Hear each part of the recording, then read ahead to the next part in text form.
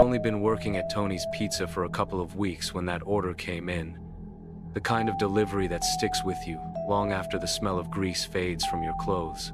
The address sat in a picture-perfect suburban neighborhood, the kind with trimmed lawns, white fences, and wooden swing sets that never creaked too loudly. But the moment I pulled into the driveway, something felt off. A woman stood on the porch, screaming into her phone, her face flushed deep red as she waved her free hand in the air like she was trying to swat away an invisible threat. "I don't care what your mother said, Brian," she yelled. "You promised you'd be here by noon." There was anger in her voice, but beneath it, something sharper. Panic she couldn't fully hide. In the driveway, her young daughter, maybe 5 or 6, rode lazy circles on a pink tricycle, completely oblivious to her mother's meltdown. The bell on the handlebars rang softly with each loop, an innocent sound that somehow made the scene feel more unsettling. I grabbed the pizza box and walked up to the porch. The woman barely glanced at me. She raised one finger, silently asking for a second, mouthing the word without breaking her furious rant, as if I wasn't really there at all. That was when her voice dropped lower and sharper, the kind of anger that makes your skin crawl. "No, you listen to me. I'm sick of your pathetic excuses," she snapped into the phone. I stood there holding the pizza box, staring at a crack in the porch wood and pretending not to listen. That's when I noticed the black van. It was parked 3 houses down, an older model with dark, tinted windows that looked almost painted shut. At first, I brushed it off, but something made me look again. Through the windshield, I saw a man in a hoodie sitting in the driver's seat, his fingers drumming slowly on the steering wheel. His eyes weren't on the road. They were locked on the little girl. A cold knot of dread crawled up the back of my neck. I looked from the child on her pink tricycle, back to the van, then to the mother, still screaming into her phone, completely unaware. The girl laughed as she rode in circles, each turn bringing her a little farther from the house. The man in the van never moved. He just watched. The woman finally ended the call and walked toward me, digging through her purse like nothing was wrong. "Sorry about that," she said casually. "How much is it?" $18.50, I replied, my eyes still fixed on the van. I swallowed hard. "Ma'am, I think you should bring your daughter inside. There's a man down the street watching her." The woman frowned and scrunched her nose like I'd just insulted her. "What are you talking about?" she snapped. I lifted my hand and pointed. "That black van. There's a man inside, watching her. I really think you should." The moment I opened my mouth to argue, her eyes flashed with something ugly. "Oh my God.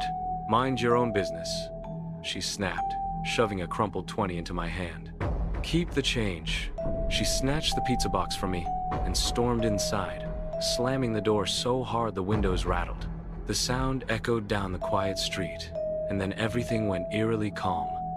The little girl was still outside, still humming, still alone. I stood there for a few seconds with my car keys clenched in my hand, unsure what to do. The woman had basically told me to screw off, but that black van was still parked down the street, the dark windows staring back like empty eyes. I let out a slow breath and walked back to my car. I sat in the driver's seat and put the key in the ignition, but I didn't turn it.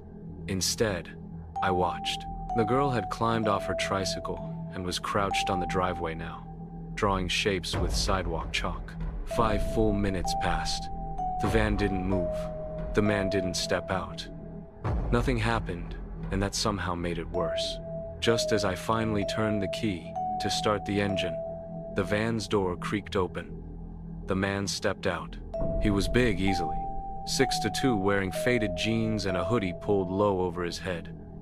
A black neck gaiter was pulled up over his face, hiding everything except his eyes. He shut the van door quietly and started walking toward the house, slow and casual, like he belonged there, like this was routine. My heart slammed against my ribs as I watched him cross the distance between the curb and the driveway, and the little girl didn't notice him at all.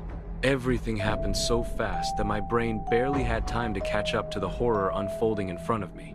When the man reached the girl, he crouched down in front of her like he was a friend. He pulled a chocolate bar from his pocket and held it out. She looked up at him and smiled, shy and trusting.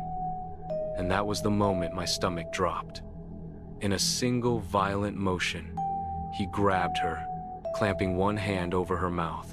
Her scream came out muffled as she kicked wildly, her legs flailing while he dragged her toward the van. I didn't think. I just reacted. I threw my car door open and ran across the lawn, my voice tearing out of my throat. "Hey, get away from her." His head snapped toward me so fast it looked unnatural. The girl was crying now, trying to twist free, but he was far too strong and the van was only a few steps away. My mouth went dry. I knew I had seconds, maybe less. "Help!" I screamed. "Somebody help!" I sprinted as hard as I could. He broke into a run too, still gripping her arm. She was shrieking, her little feet scraping helplessly against the pavement as he dragged her forward. The fan door yawned open, waiting. I was about 10 feet away when I spotted a rock on the ground. I scooped it up and hurled it with everything I had. It slammed into his shoulder. He staggered, cursing just enough. His grip loosened for half a second, and that was all she needed. She ripped free and stumbled backward. I pointed at the house and shouted, "Run! Go to your house!" My scream echoed down the street, long after the danger had already started to flee. The girl bolted for the front door, sobbing so hard she could barely keep her feet under her. The man turned and snarled at me, his eyes burning with something feral.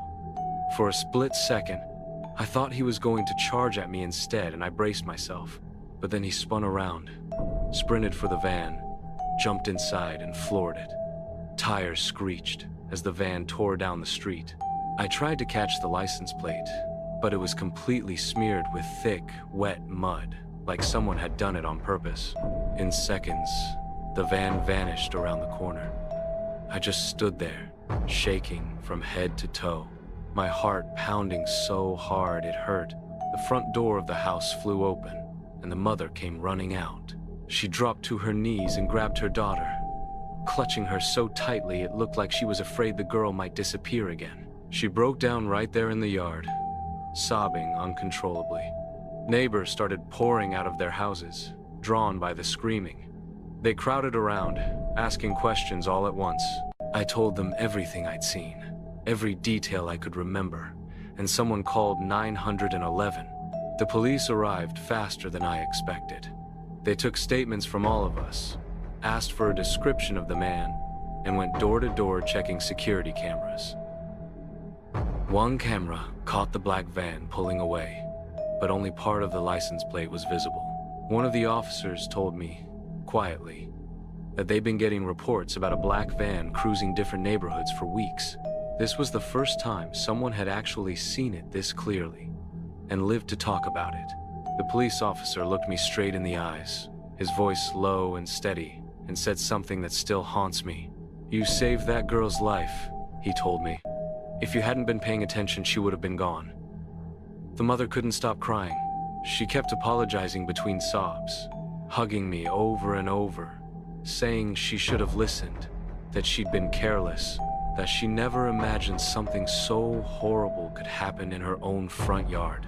A week later, they caught him 30 miles away, trying the exact same thing. He didn't even change his routine. The police said he already had a record for child abduction stretching back 15 years. When they searched his van, they found enough evidence to make my stomach turn. According to the officers, that little girl would have been his 8th victim. I still have nightmares about that day. In them, I listen to the mother instead of my gut. I tell myself it's none of my business. I get into my car and drive away. Later, I see it on the news. A little girl taken from her front yard while her mother was inside the house. In my dream, I lie awake in the dark, staring at the ceiling, wondering what they might have done to her, what that tiny soul might have gone through.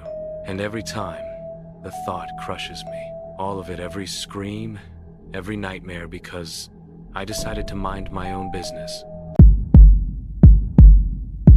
My speech has betrayed me for as long as I can remember, but the night it almost got me killed, it wasn't the stutter that scared me. It was the silence that followed. I've had a speech impediment since I was a kid. It gets worse when I'm nervous or exhausted, which meant my late-night pizza delivery job was basically torture. Still, I needed the money. Speech therapy isn't cheap, and my parents were already stretched thin helping my sister through college. Most customers were understanding. Some were impatient. A few were cruel. I'd learned to live with that. What I wasn't prepared for was what happened on a Thursday night last November. The order came in around 10:30 p.m. A large pepperoni with extra cheese. Delivery to 847 Maple Street. I didn't recognize the address. It was on the far edge of the city, the kind of place where the streetlights slowly disappear and the darkness feels heavier with every block. I pulled up around 11. The house looked normal enough at first glance, 2 stories. Old, slightly run down, only one light was on, glowing weakly from what looked like the living room. I grabbed the pizza and walked up onto the porch. The wood creaked under my feet. I knocked once. Nothing. I knocked again, and this time, the door opened almost immediately. A woman stood there, maybe in her 40s, wrapped in a faded bathrobe. She smiled at me, but it wasn't warm. It was too wide, too eager, like she'd been standing just on the other side of the door, waiting for me to arrive.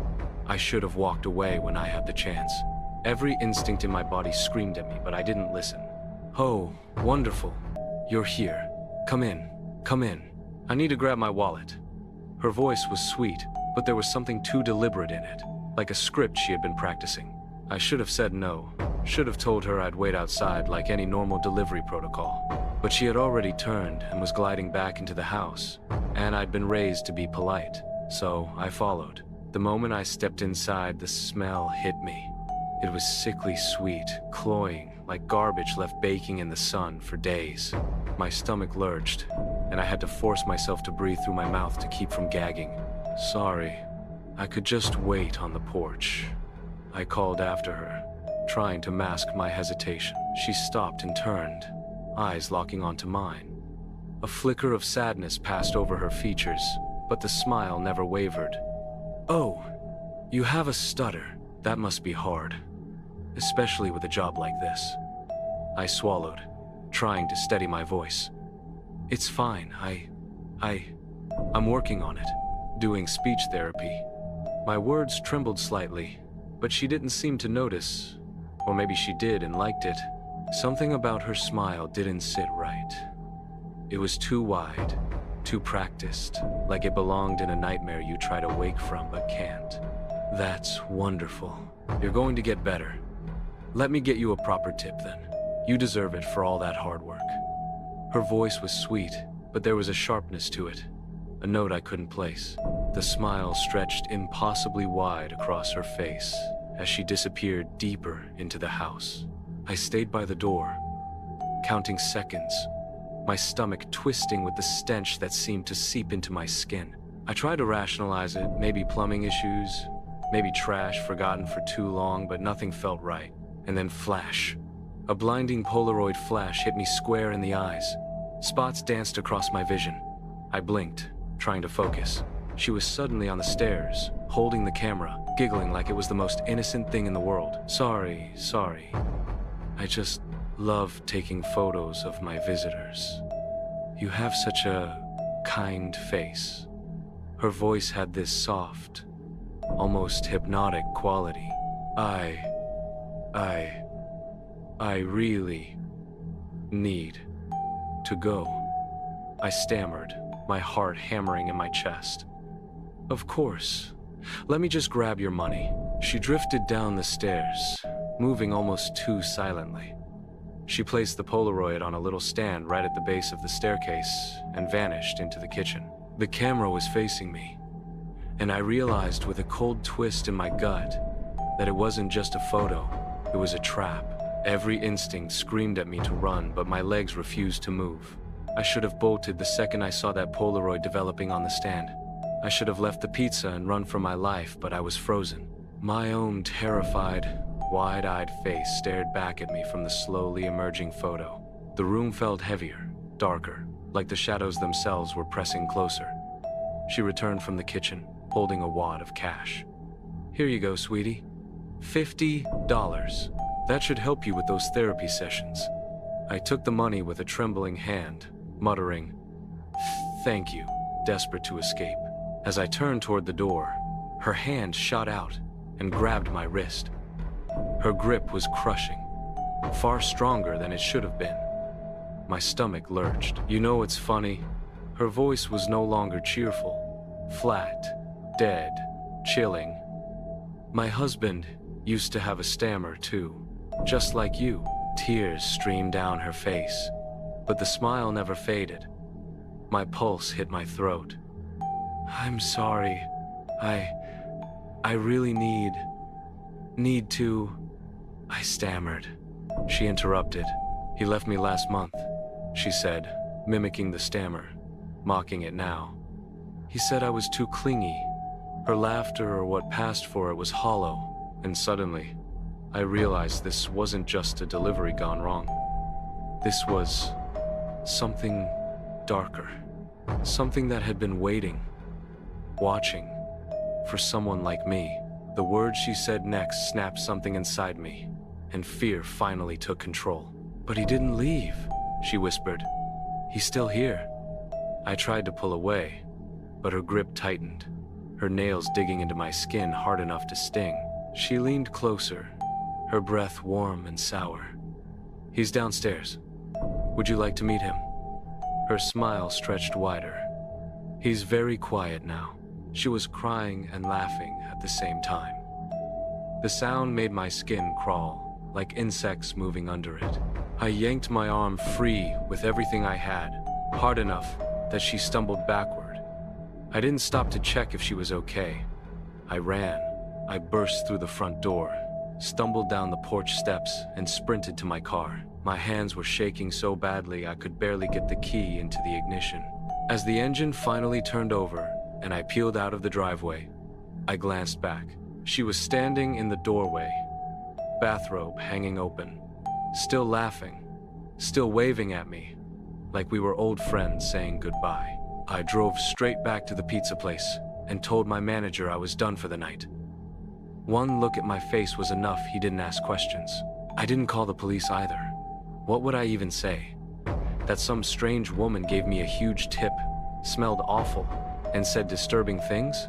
That she claimed her husband was downstairs and very quiet? No, I just went home and tried to forget it ever happened. 3 days later, I realized just how close I'd come to becoming part of her secret. I told myself no one would believe me anyway, that I'd sound like I was overreacting. But then the story broke on the evening news.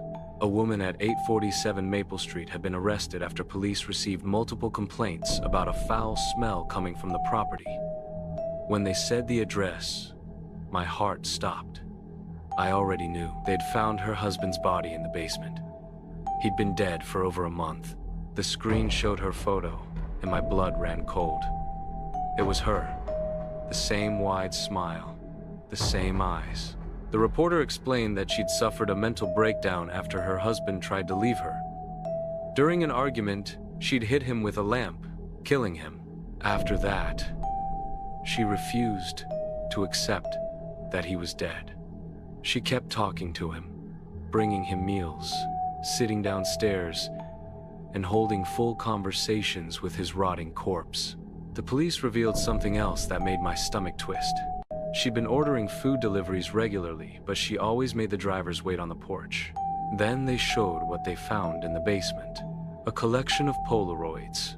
Mine was there, my terrified face, half lit by the flash, pinned up alongside dozens of others. Pictures taken over months, from back when she used to invite people inside more often, before the smell became so bad she had to stop. I turned off the TV and sat in silence, realizing one horrible truth. If I'd stayed even a minute longer, I might not have left that house at all. If you thought this story gave you chills, wait until the next one. Subscribe and hit like so you don't miss what horrors await next, here on Midnight Horror Zone.